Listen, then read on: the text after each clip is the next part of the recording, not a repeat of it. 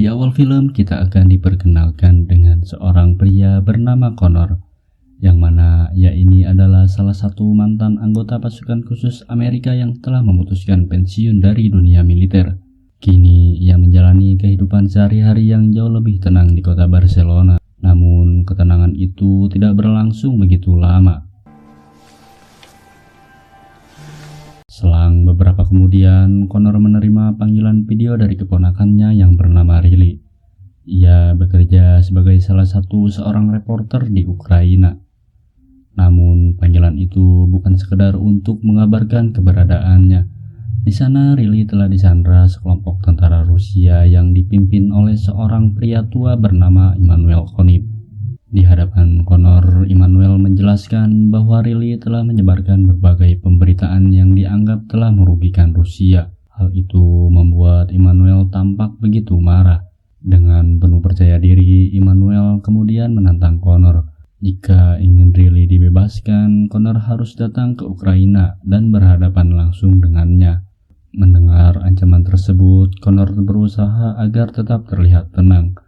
Ia segera mengambil foto wajah Immanuel sebagai petunjuk awal untuk melacak keberadaannya. Menyadari situasi yang semakin genting, Connor menghubungi rekan kerjanya yang bernama Charlie untuk meminta bantuan perihal keponakannya yang sekarang sedang disandra oleh Immanuel. Lalu Connor mengirimkan foto Immanuel kepada Charlie untuk segera melacak lokasi keberadaan Immanuel sekarang. Okay, give me about 10 minutes.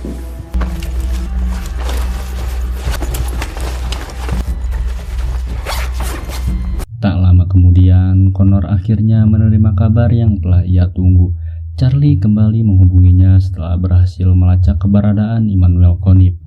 Dari hasil penelusurannya, Immanuel diketahui berada di Kiev, Ukraina. Namun, Charlie juga mengatakan bahwa lokasi tersebut berada di tengah zona perang, sehingga mengingat kondisi itu membuat perjalanan Connor menjadi sangat berbahaya dan penuh resiko. Meski begitu, Connor sama sekali tidak mengurungkan niatnya demi bisa menyelamatkan sang keponakan. Ia tetap bersikeras agar bisa tetap berangkat ke Ukraina apapun yang nantinya bakal terjadi. Melihat tekad Connor yang begitu kuat, Charlie pun memutuskan untuk membantunya dari jauh. Ia mengaku memiliki kenalan di militer Ukraina dan berjanji akan menghubunginya agar Connor mendapatkan bantuan sekaligus pendamping selama menjalankan misinya di sana. Sesampainya di bandara, Connor langsung bersiap terbang menuju Ukraina. Ia tahu betul setiap detik yang terbuang bisa saja akan membahayakan nyawa keponakannya.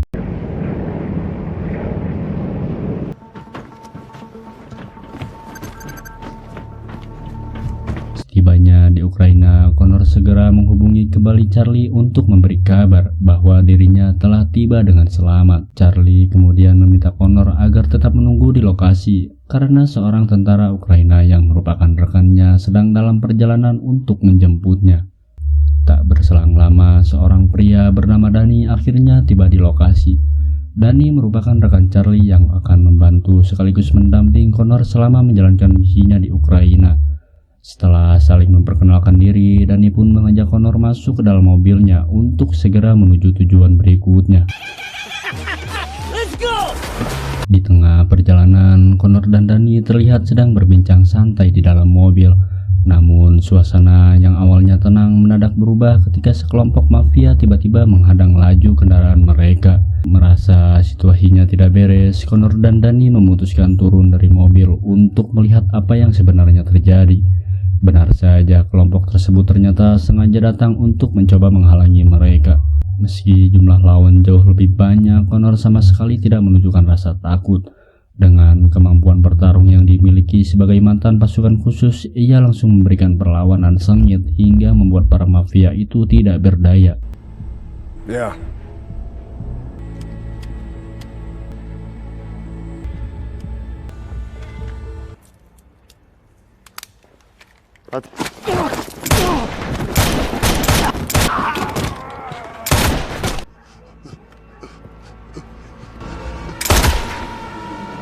You fucking crazy guy. Beberapa waktu kemudian, Danny membawa Connor ke rumahnya untuk beristirahat sejenak sebelum mereka kembali melanjutkan perjalanan. Di sana, Connor diperkenalkan kepada istri Danny. Tak lama setelah itu, Danny berpamitan kepada sang istri. Ia menjelaskan bahwa dirinya akan membantu Connor menyelamatkan keponakannya, sekaligus ikut membela negaranya yang masih berperang melawan Rusia. Mendengar hal tersebut, sang istri tampak khawatir. Ia meminta Danny agar tidak ikut mencampuri urusan orang lain, karena keselamatan suaminya jauh lebih penting. Namun, Danny mencoba menenangkan istrinya. Ia meyakinkan bahwa dirinya akan kembali dengan selamat setelah semua misi itu selesai. Come! Take what you want.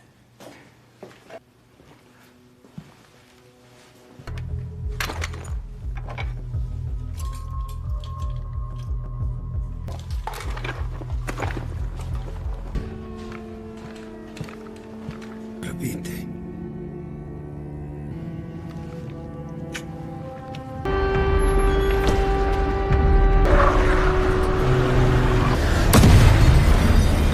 Di tengah perjalanan menuju kota Kiev, Connor dan Danny kembali dihadapkan dengan situasi yang tidak terduga. Beberapa tentara Rusia tiba-tiba melepaskan tembakan ke arah mobil mereka, sehingga memaksa keduanya berusaha keras menghindari serangan tersebut sambil mencari cara untuk menyelamatkan diri.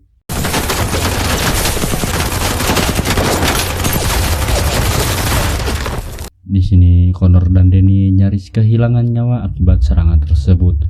Beruntungnya, beberapa pasukan tentara Ukraina datang tepat waktu dan langsung melumpuhkan seluruh tentara Rusia yang menyerang mereka. Meski berhasil selamat, mobil yang mereka gunakan mengalami kerusakan cukup parah akibat dihujani rentetan tembakan. Hal itu membuat mereka tidak bisa lagi melanjutkan perjalanan menggunakan kendaraan tersebut. Pada situasi itu, Charlie terus memantau pergerakan keduanya menggunakan drone dari udara. Melalui alat itu, ia membantu mengawasi situasi di sekitar mereka, sekaligus mencari jalur yang paling aman untuk dilalui. Connor kemudian meminta Charlie untuk menunjukkan rute tercepat agar mereka bisa segera tiba di kota Kiev. Setelah memastikan kondisi di sekitar, Charlie akhirnya mengarahkan keduanya melewati sebuah jalur alternatif yang membelah kawasan hutan. Saat melintasi kawasan hutan, Connor dan Danny dibuat terkejut dengan pemandangan mengerikan di hadapan mereka. Di sepanjang jalan terlihat jasad para tentara Ukraina maupun Rusia yang bergelimpangan, menjadi bukti betapa sengitnya pertempuran yang baru saja terjadi di wilayah tersebut. Namun, kengerian itu ternyata belum berakhir. Tanpa diduga, Connor dan Danny kembali menjadi sasaran serangan mendadak dari kelompok tentara Rusia.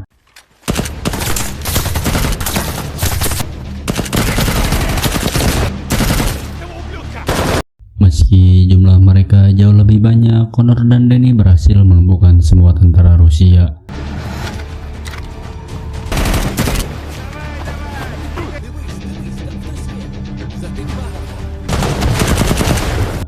Tak lama datanglah pasukan Ukraina yang menganggap mereka berdua itu musuh.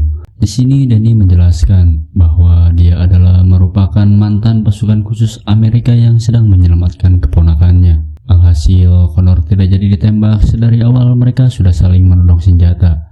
Akhirnya, pasukan tentara Ukraina meminta Danny dan Connor agar segera melanjutkan perjalanan. Berpindah ke markas Immanuel yang mendapat info kalau ada pasukan Ukraina yang mengarah ke sini. Dengan cepat, Immanuel meminta anak buahnya untuk menghujani rudal. Tak butuh waktu lama, Rusia langsung menghujani Connor dan pasukan Ukraina lainnya dengan rudal yang dijatuhkan dari atas.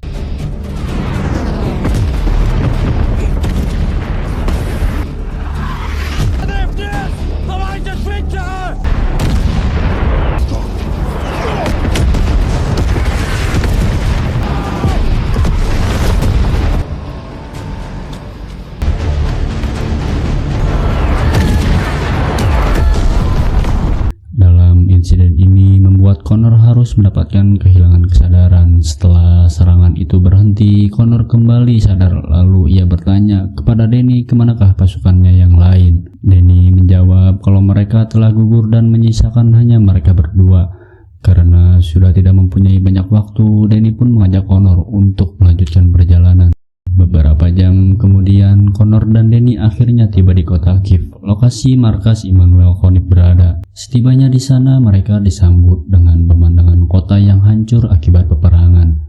Bangunan-bangunan runtuh dan jalanan yang porak-poranda menjadi bukti betapa sengitnya pertempuran di wilayah tersebut. Di tengah perjalanan, Connor dan Danny terus menyusuri kota, berharap masih ada warga sipil yang berhasil bisa diselamatkan.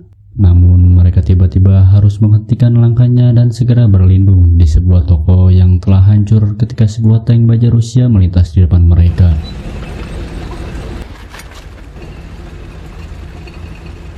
Connor mulai bertanya kepada Danny apakah tank baja tersebut milik pasukan Rusia. Danny mengangguk dan menjelaskan bahwa tank milik Ukraina tidak menggunakan lambang huruf Z, sehingga mereka bisa langsung mengenali kendaraan itu sebagai milik musuh. Setelah tank baja tersebut melewati tempat persembunyiannya mereka berdua, Connor dan Danny kembali melanjutkan perjalanan.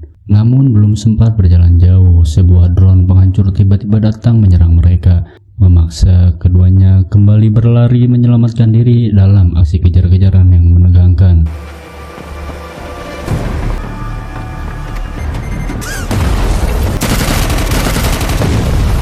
Beruntung, Connor dan Danny berhasil menghindari serangan drone tersebut tanpa ada yang terluka sedikit pun. Setelah situasi kembali aman hingga akhirnya menemukan dengan sebuah keluarga yang sedang bersembunyi. Melihat kondisi mereka yang ketakutan, Danny berpesan agar keluarga tersebut tetap bertahan di tempat persembunyiannya dan tidak mencoba keluar sebelum keadaan setelah memastikan mereka baik-baik saja. Connor mengajak Danny untuk kembali melanjutkan perjalanan, dikarenakan markas Immanuel Koenig masih berada cukup jauh dari lokasi mereka sekarang.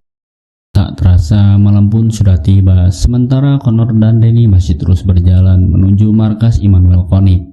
Di tengah perjalanan, mereka dikejutkan oleh pemandangan melihat seorang ibu dan anaknya yang hendak diperkaos oleh beberapa tentara Rusia.